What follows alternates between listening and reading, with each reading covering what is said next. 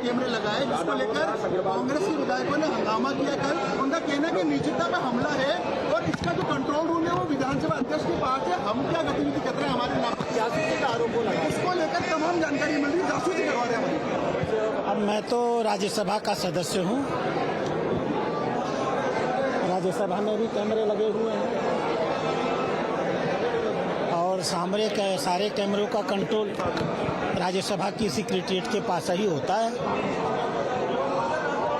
आज का युग पारदर्शिता का युग है, खुलेपन का युग है। छिप छिपा के क्यों काम करना, सारे काम खुलेआम करने। ऐसी कौन सी बात है जिसको वो लोग छिपाना चाहते हैं, वही बता सकते हैं।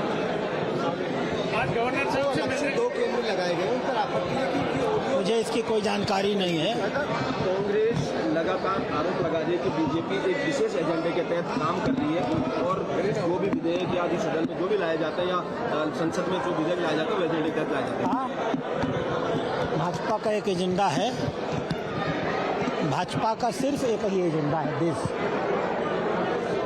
जो देश के हित में होगा वही काम हम करेंगे, जिससे देश का नुकसान होगा उस काम का हम विरोध करेंगे।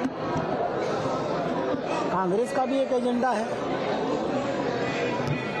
जो देश के हितों के विरुद्ध होगा उस काम को वो करेंगे और जो देश के हित में होगा वो उसका विरोध करेंगे।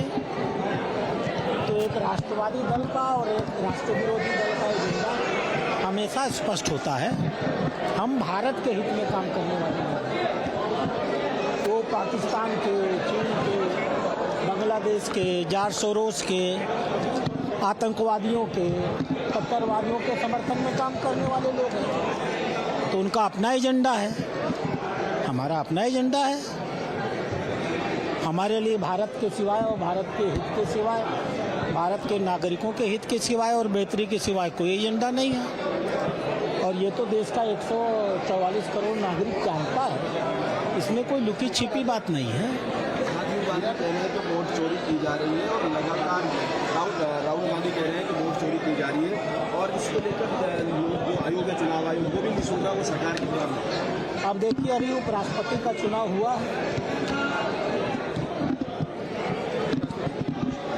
उपराष्ट्रपति और एनडीए को जो उनकी संख्या थी उससे 15 अधिक वोट मिले हैं और 15 वोट खराब भी हुए हैं। तो ये चिंता तो राहुल गांधी को करनी पड़ेगी कि कौन है वो लोग जो उनके ही हैं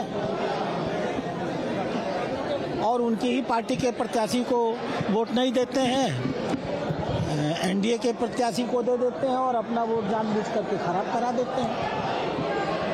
तो अब तो वोट चोरी का आरोप उन्हें लगाना है तो अपनी पार्टी के भीतर लगाना चाहिए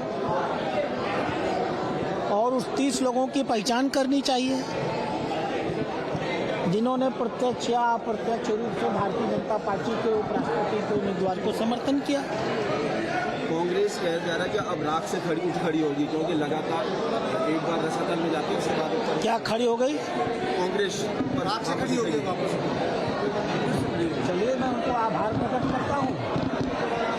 उन्होंने मान लिया कि वो राख बन चुके हैं और राख का प्रयोग हमारे देश में बर्तन मांजने के लिए होता है।